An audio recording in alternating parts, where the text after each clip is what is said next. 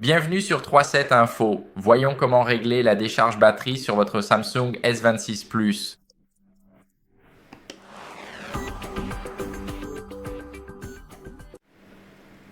Alors, la première chose à faire, c'est d'aller dans la section batterie.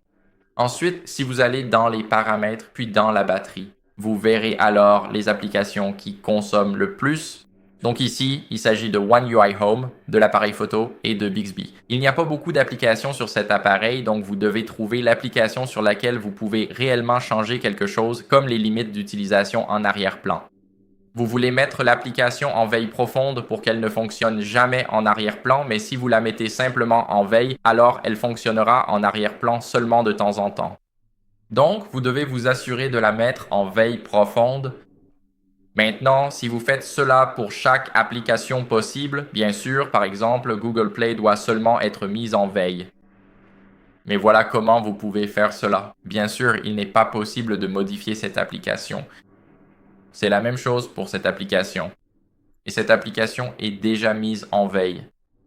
Donc, c'est ce que vous devez faire. Vous devez restreindre l'activité en arrière-plan. C'est très important. Et ce que vous devez faire ensuite, c'est que si vous avez des applications indésirables sur votre appareil, par exemple, si vous avez restauré votre appareil et que vous avez des applications dont vous n'avez pas besoin, par exemple, comme Translate, alors vous pouvez simplement la désinstaller ici même.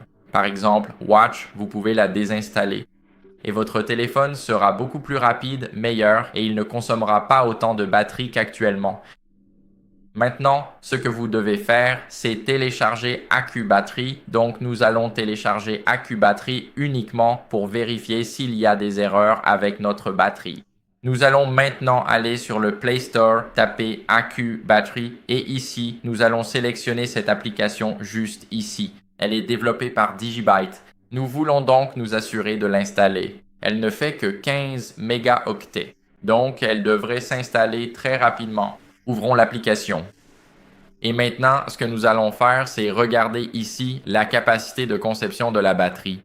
Bien sûr, vous pouvez l'ajuster. Je ne vais pas le faire tout de suite parce que ce qui nous intéresse, c'est de voir les erreurs en rouge tout en haut.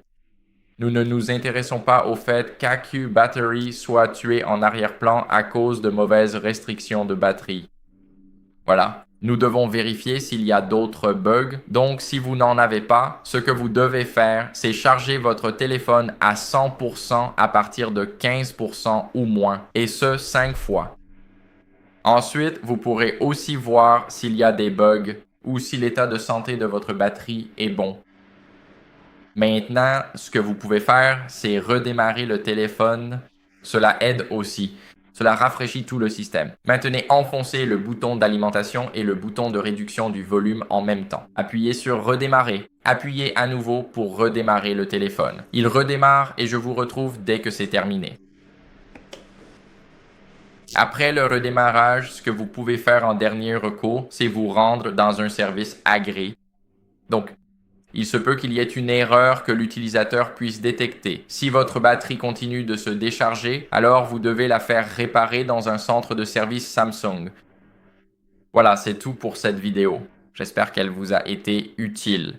Si c'est le cas, laissez un like, abonnez-vous et laissez un commentaire et on se retrouve dans la prochaine vidéo. Salut!